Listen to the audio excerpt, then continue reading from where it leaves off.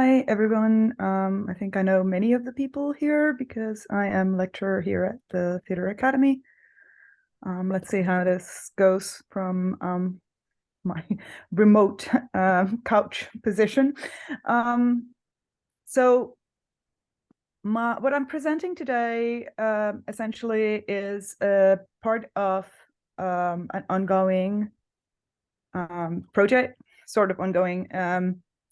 The first installation of which is a forthcoming chapter in the Edinburgh Companion to Modernism and Contemporary Theatre that's edited by Adrian Corton, Nicholas Johnson, Naomi Paxton, and Claire Warden. Their commission to me was to write of legacies of modernism in dance, which originally really made me hesitate because coming from the context of a former colony, first of Sweden and then of Russia, my affective resonances with modernism significantly differ from the hegemonic narratives of Anglophone scholarship, where even dissent and discontent stem from the sense of already being in there, in modernity, at the heart of the empire. And so I chose to begin by problematizing the use of modernism and related concepts like abstraction in dance, since these characteristics tend to rely on criteria derived from other arts rather than dance itself, including music. So that even today, dancing bodies are conspicuously absent from discussions on what's called a modernist dances. I specifically draw on, for example, Ananya Chatterjee's 2020 book, Heat and Alterity in Contemporary Dance, South-South Choreographies, to criticize what in dance is deemed contemporary and why some choreographers have already posed this question, what comes after contemporary dance? So in this article, I discuss works by Pishe Klumchun, Oya Maciejewska, Esther Salomon, and Nora Chibumare that, in good or ill, reflect upon the legacies of early 20th century dance. And specifically, I discuss how appropriation of the other was at the heart of the modernism of both the Belarus and the Denishan companies at the early 20th century, companies that are canonized for their impact on 20th century ballet and modern dance, respectively, and companies that have affected how what's been understood as modernism has emerged.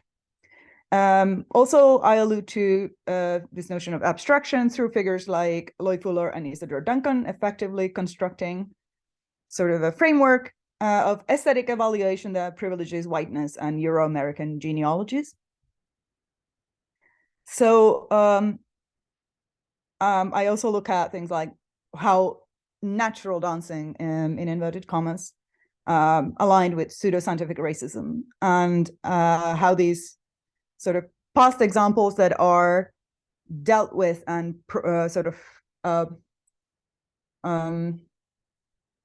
developed, in a sense, in these contemporary dance works from the 21st century, actually offer a sort of starting point for thinking why do we call something contemporary dance? So I also allude to this idea that Sunday probably knows, that Philip Ewell brought up about the white racial frame of musicology, especially in the United States, and how sort of similar theoretical frame exists in dance, built around the same time as well.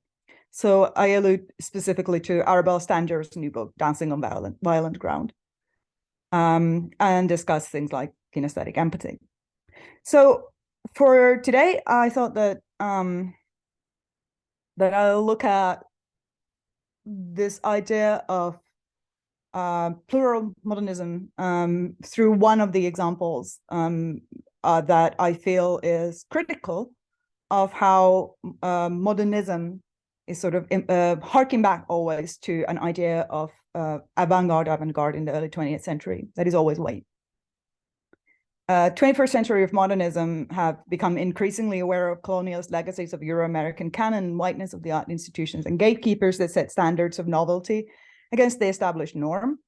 And the sort of in modernist studies, to which this book belongs, there is an idea that that it's better to refer to common sort of plural modernisms instead of giving the term both sort of geographical temporal specificity in Europe or in the United States in a particular time in the 20th century. But yet these modernisms in the plural are still entangled with the idea of modernity that underlies the ism and is thus intimately tied with European colonialist project. So plural modernism is of course better than singular modernism, but just to sort of very quickly point to Arturo Escobar's warning, how even the plural modernisms require that we constantly observe three processes: dominant modernity's negation of other words' difference, the resistance and excess constituted by subaltern subjects at the fractured locus of the colonial difference, and the challenges to the dominant modern core stemming from non-dominant modern sources. And in other words, all worlds need to broach the project of remaking themselves from the critical perspective of their historical location within the modern/colonial world system. And the emphasis here is in the original. I'll return to Escobar's points at the end of the presentation, but I'll hurry on. So, so the case that I was thinking of talking about is a 2010 choreography by the contemporary dance choreographer Piché Khunchun. He revisited in this piece a work created exactly a century earlier in Paris, the so-called Siamese dance that the star of the Belarus company, Václav Nijinsky, performed in Les Orientales. And you can see the photo of Nijinsky behind the dancers in this image. Khunchun's Nijinsky Siam builds on archival sources, not only of Nijinsky dancing this short déversement, but of the sources that the choreographer of the piece, Mikhail Fokin, has been said to have emulated in the recreation of a, in inverted commas, Siamese dance, and on sources of Nijinsky dance in other roles with remarkably similar body positions and gestures, notably his L'Après-midi d'une Faune of 1912, which is Nijinsky's first choreography and a canonical example of ballet modernism. So Khunchun's choreography is founded on his own dance training and understanding of the history of dance and theater in Thailand. So the scenography is, for example, using Nangshai shadow puppetry, as well as extracts from archives variously projected on stage and included in the program notes. Nijinsky Siam is only in part a critical reenactment of, in any sense, of a past dance, because it doesn't really seek to reproduce or reconstruct any of the Belarus works that it references, and rather it sort of extracts or distillates European modernism's relation with Thai dancing and exotic other more generally, repositioning Orientalism as a method by which European modernism emerges, and specifically in dance. So through references to L'Après-midi d'une Faune, which is a work that Nijinsky himself explicitly associate with Cubism, it also directly links one choreographer who connected their work with vanguard painting prior to the First World War with the specific hand gestures and positions of the head in Klon dances, in these Thai dances in which Khunchun was first trained. And this is not to say that Nijinsky consciously imitated Klon in the manner that Picasso appropriated African masks, but rather that his dancing body carried the archive of all the dances he had ever danced. So in a sense, therefore, Khunchun's Nijinsky Siam points to how, since Nijinsky's body would never have not danced Fokin's Siamese choreography in 1910, the basic ideas of the faun and nymphs in his modernist work did not arise solely from observations of archaic Greek art or Cubist painters, as previously posited. L'Après-midi d'une Faune was first drafted in 1910, when Nijinsky had just been dancing Les Orientales. And as Khunchun notes, he may well have also seen the troupe credited for inspiring Fokin's ideas of Southeast Asian dance, so the visits of the so-called Royal Ballet of Khon dancers, the Busramahin Dance Company, to St. Petersburg in 1900. This company was understood as ballet, in inverted commas, because both forms had long history in codified dance training. Khon is academic in the same sense as ballet, which is still called academic dance in Russia, Both forms also have specific relation to the court and the ruling monarch. The visit to St. Petersburg was part of a long-standing diplomatic exchange between the last Romanov emperors and King Chulalongkorn. As such, the Bustramahin Company functioned like the export campaigns of Princess Maria Tenisheva and Sergei Diaghilev, funded by the Ministry of Court of Russia, to Paris a few years later, or how Khmer court dancers from Cambodia accompanied King Sisovat's state visit to France in 1906. So, in other words, as cultural diplomacy. Okay. Since most of you probably don't read Imperial Russian, let's do an Insta translation. In the official yearbook of the Imperial Theatres, Valerian Svetlov ended his account of the Bustramahin Company visit, praising how the lead motifs of some of the dances are original in their choreographic design and beautiful in their external form, intricate patterns and combinations. These could enter into our European choreography as new elements, provided they are processed in an appropriate manner and adjusted to the requirements of our arts. So Svetlov is here pointing that the Siamese dance and music that he just witnessed was very complex and had an innate aesthetic of their own, but that this was culturally specific and they had to be made legible, they had to be translated for Europeans to be perceived as music or dance. And this, like the culture of the other is to act as an inspiration for European art, which is precisely what Fokine did in his choreography for Les Orientales. Now, in the dance canon, however,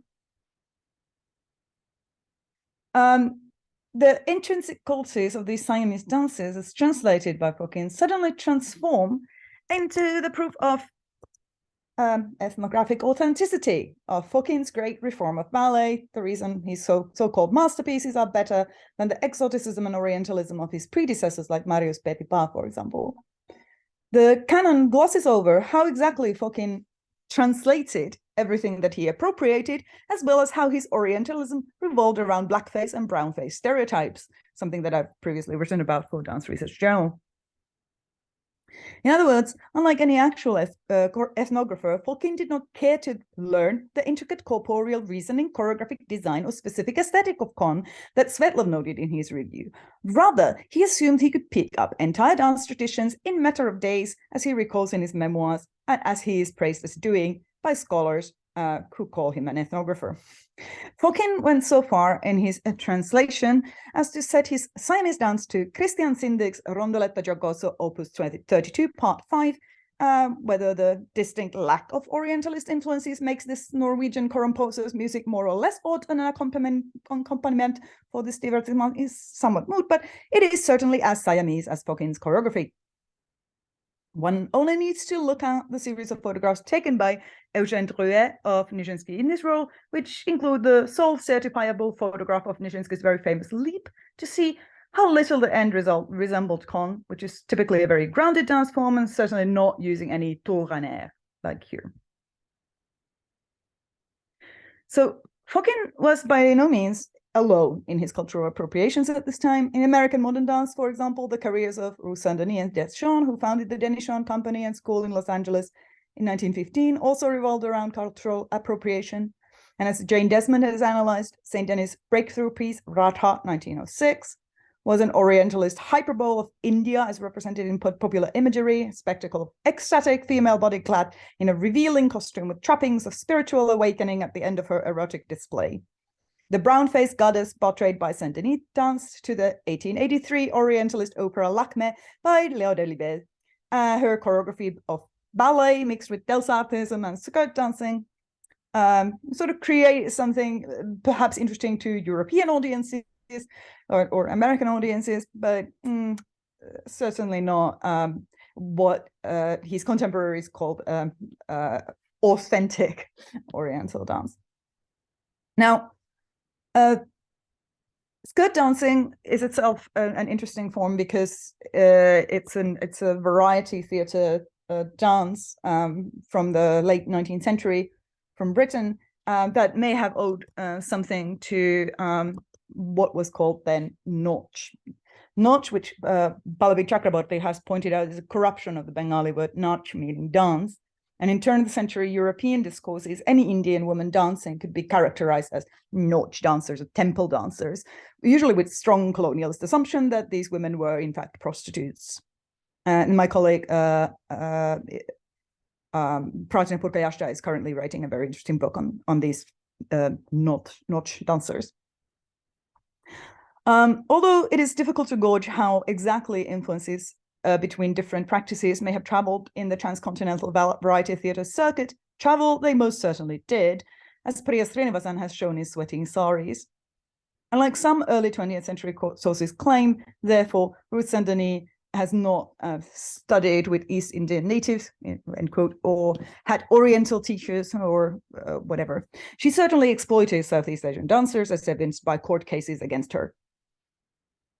In other words, crucial figures in the canonical narrative about modernism dance, whether Fokine as a ballet savior, whose works are still being performed, or Sandani as one of the foundational figures of American modern dance, rely on stereotypes and cultural appropriation of the other. Literally next to the article that advertised the forthcoming season of what became Diegeles Ballerus Company on the 21st of April 1909 issue of Commedia is a photograph of a Siamese woman, in what the paper claims is a modified form of a directoire style, which is late 18th, early 19th century dress. This is, of course, complete nonsense. Like the advertised ballets by the Russians, the text frames the other as stuck in the past, but also claims that such dress would actually find favor in the present if imported, quote, to our theaters or racetracks, end quote. In other words, modernity in fashion required not just circulation of the self via the exotic other, but a reworking by that other. Quote, it even makes you wonder if all our fashions would not benefit from coming back to us, touched by the little hands over there, end quote.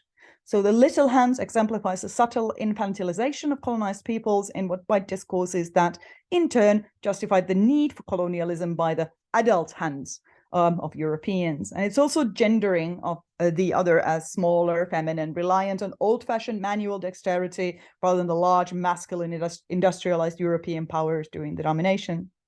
And paradoxically, this is precisely how the French and later British critics tended to understand the Ballet Russe project. Also how this company has been positioned in scholarship where contemporary Russian opinion is conspicuously absent. One does not need to learn Russian to talk about the Ballet Russe. This orientalization of the Ballet Russe can only be fully understood if observed through the lens of race in contemporary discourses of art and culture and pseudoscientific racism, where the plurality of white races sort of define what whiteness could become. So an unmarked and aspirational norm that is also constantly endangered and under threat. As another urban painter has pointed out, racism was a particular concern within whiteness. So the Ballet Russe is an example of how you had to be white enough to be considered important enough in art. So not to fall into that category of the other that was merely a source for European white innovation. So for the French spectators of the Ballet Russe, Fokine's Orientalism quickly became proof of the Russians' own Orientality, so to the consternation of Russian dance critics that nobody reads. As separating the company from the Russian critical debate over old and new ballet allowed the Ballet Russe to appear more novel and unprecedented, the impresario Diaghilev and his coterie all too willingly went along with the French opinion. But whereas someone like Sandani could be secure in their whiteness even when performing the other, the assumed Orientality of the Ballet Russe also meant racialization of the Russians that separated what they did from French art and from modernity. A great example of this is Jacques Rivière, still frequently credited for being one of the few critics who truly understood the modernism of Nijinsky's Light Rite of Spring, 1913, who wrote of the Russian authors Nijinsky, Stravinsky, and Röhrig as a racially separate primitive hive mind. And Insta translation. Between them and us lies the distance of one race from another, although it is impossible for them to communicate with us. When they are amongst themselves, they have an extraordinary faculty to meld their souls, to sense and think the same thing in the plural. Their race is still too young to have constructed in each being these thousands of little differences, these delicate personal reservations, these light but insurmountable defenses that shelter the threshold of the cultivated spirit, meaning the French, of course. So on and so forth. Riviere used this thoroughly racist premise to attest that the Rite of Spring was a nature itself, biologically other to French art, interesting but apart, much as Svetlov had written of the Bus-Romahin Company in 1900. So exalting Riviere's views, as dance and music scholars still effectively do, requires omitting his racism. Moreover, it also requires forgetting how the modernism of Rite of Spring was read in Russia. So, for example, the future People's Commissar of Enlightenment in the Soviet Union, Anatoly Lunacharsky, deemed Rur's emulation of Paul Gauguin, the Rite of Spring, the most dated part of the work, whereas the former director of the Imperial Theatres, Sergei Bolkonsky, equally excited, professed how one of our critics in all amity favorably described it as Cubist icon painting, where the archaic angularity of the movement unravels itself in front of us to the pipes of a Slavonic pan. So Cubism again, and ancient Greece. Oh, sorry, I'm that too soon. So to return to Escobar's points about special specificity of location in modern colonialist world order, the disjunct between whose modernism is actually brought to focus in scholarship and for what reasons is not only a question of expertise on a Russian ballet company not requiring one to read a word of Russian, but its events in how Klunchyn's contemporary dance, arising from the specific history of Klon, has been positioned by people like Susan Foster as some kind of rescue of a lost traditional art, instead of as a contemporary form of a sovereign continuum requiring genealogical understanding autonomous from white history. In other words, the transcultural argument of modernism reveals itself as flawed precisely when it is used in these ways of silencing discourses where modernity, contemporaneity, tradition do not fit Eurocentric chronology, and where racism just keeps resurfacing as expertise. So thank you.